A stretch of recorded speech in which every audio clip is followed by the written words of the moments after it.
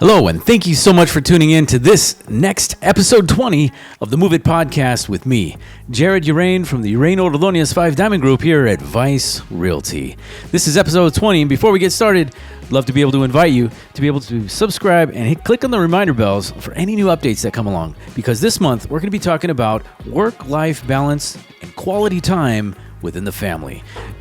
August is back to school month for many schools, and this is going to be an opportunity for us to be able to dive deeper as to what are some of the best practices and tools for many families that are making it successfully in today's chaotic world of distraction. This is episode 20 of the Move It podcast here at Vice Realty. Let's get started.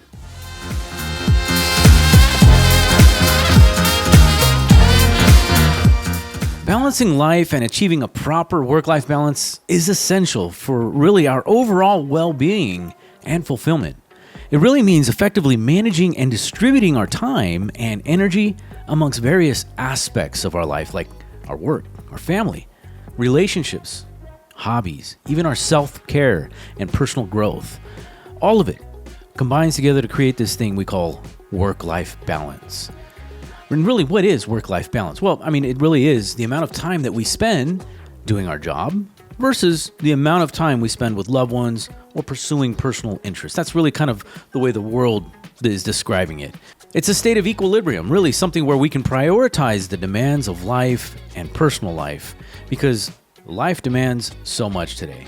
Now, there are many reasons that help people contribute to a poor work-life balance, and really it increases their responsibilities to create longer work hours. So how do we offset some of those things? Sometimes we need to just take time off between work. Volunteering is an excellent way to really disconnect. When it comes to a healthy lifestyle, we can encourage things like no work at home. We can post work hours for our clients if we have an individual personal business. Time management. Hobbies really allow us to get away and distract. And really, sometimes we just have to say no.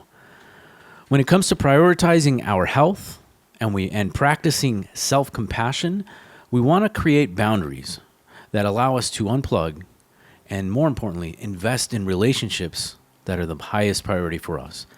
When it comes to leading a higher productivity, we want to be able to affect the workplace, and that actually translates into lower absenteeism and better work altogether. But why is this so important? We've heard the words quality time or work-life balance, and is it really something that's attainable? Well, some of the reasons why we want to make this an importance because it will help us reduce stress. It'll allow us to work and have fun without getting to burnout. And this is a common issue, especially for the contribution of improper health. Oftentimes, it'll affect our productivity. We can get better results, lower absenteeism, improved physical health, even mental health, which then translates into happier employees. If we have employees that are happier without the amount of stress that's there, we reduce the chances of getting people that burn out.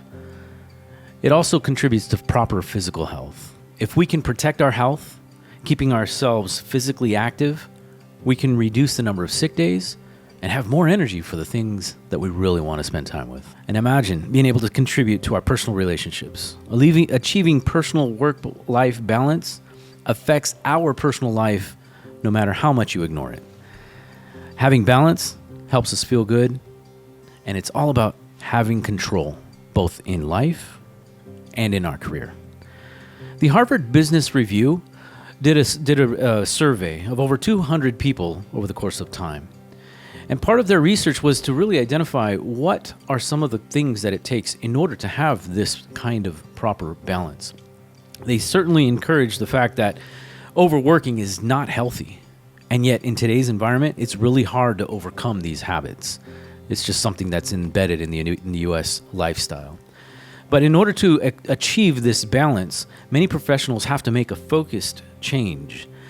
The authors of that study did interviews with mid and senior level managers at 2 global firms, and they found that while the majority of respondents assumed working long hours was absolutely a part of their job, there was a small percentage of those folks who were able to actually resist that kind of pressure in order to achieve a healthy balance.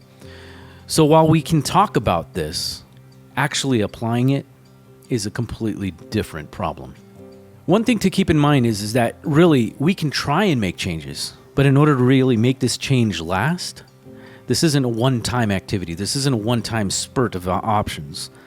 This actually is a lifestyle change, or as they put it, a circle of priorities.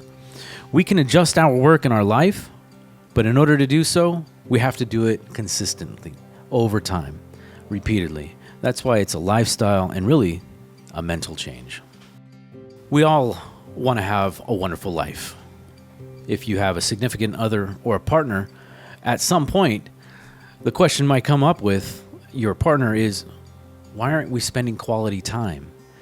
Well, in definition, spending quality time is mindfully spending time together so we can express our appreciation, our affection, increase the connection and intimacy in the relationship. It's not just sitting and Netflixing or hanging out and technically playing a game. It's actually choosing to make time for each other and to develop the relationship. In order to make this a part of a lifestyle change, we need to have some practical help. And the rest of this month, we're going to expand a little bit further on different ways we can do that in different aspects of our life. For today, we start with ourselves. How can we apply things for our daily? Well, sometimes we need to set clear boundaries. If we establish boundaries between work and life, we can avoid bringing work with us. It's so easy to have that with our mobile devices, posting, phone calls, text messagings. But if we have an absolute time that we're done, then we can cut off those times. When we prioritize our activities, called putting the big rocks first, things like our health, our spirituality, or our family, when those things take priority in our life, we can then place them into a schedule that works within the available time that's there. The sands of time will fill in the day naturally. But when we put those big rocks first, they will get taken care of, and we can then spend even more time together. In order to do something like that, though, we really have to learn how to say no. Say no to the extra things, especially when we feel the pressure of opportunity coming through. You're able to respect yourself even more when you know what your boundaries are and what your limits are according to your big rocks. Another point that we can really apply is understanding how to disconnect. With today's connected devices and distractions, it's so easy to stay connected. But being able to disconnect seems to be a lost quality. It's too easy to be connected in today's world, especially in bed. In fact, many of the studies have shown how traumatic it is to keep our devices in bed. Disconnect and keep them out to get proper rest. If you're in a position of management, being able to delegate some of your work at work is an excellent work quality and allows someone else to be able to help you in those things. So many different ways that we can really engage in this work-life balance, but we need to be mindful of all the things that are not only important to us, but that will help us to be able to rejuvenate. Taking a walk in nature, being able to spend time with family, mindfully spending time with our family. Because how many families have been able to sit at the dinner table, but every single one of them is glued to their device? Even at restaurants, we see that all the time. Driving with the family can be a time where you disconnect. You spend time in the car, kind of like the old movies, as they say, right? Spending time with quality loved ones, having a good conversation. In today's world of chaos and distraction, sometimes we need to put these into our calendar and schedule them. Make it a part of our life so that we can make sure these big rocks weave together in a beautiful seam of what we call our day.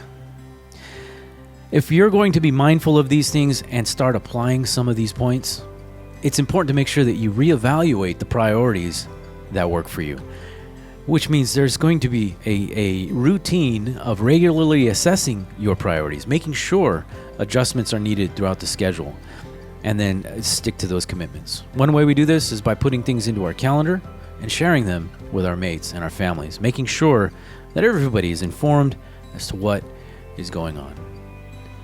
One last thing is avoid perfectionism. It's kind of hard in today's world, but the goal is to have balance, and we're going to fall. Just like a child trying to stand up, it doesn't happen the first time. It takes effort. It's going to be a journey. And no one size is going to fit everybody.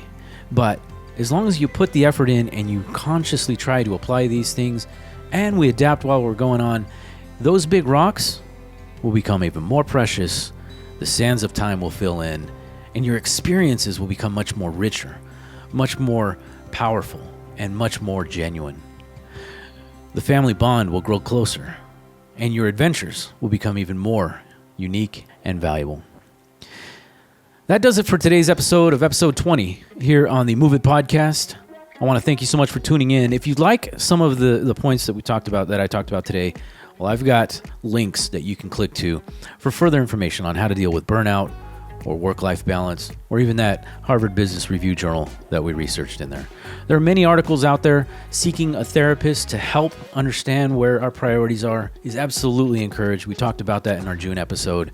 Feel free to reach out if you need more information or references on how to be able to apply these pointers in your life. My name is Jared with the Uraine Five Diamond Group here at Vice Realty. This is the Move It podcast here at Vice Realty. Thank you so much for tuning in, and make it a wonderful day. And be cool like a butterfly.